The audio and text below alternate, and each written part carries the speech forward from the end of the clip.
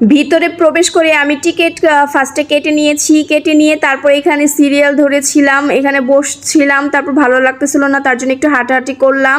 হাঁটাহাঁটির জন্য আমি সামনের দিকে গেলাম। তারপর আমার আসলে সিরিয়ালের টাইম হয়েছে, এখন আমি ডাক্তার দেখাবো।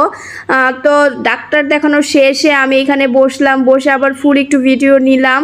তো মোটামুটি আমার ডাক্তার দেখানো শেষ। কারো যদি চোখে সমস্যা হয়ে থাকে তাহলে প্লিজ সবাই এই হসপিটালে আসতে পারেন, একটু সময় নিয়ে আসবেন।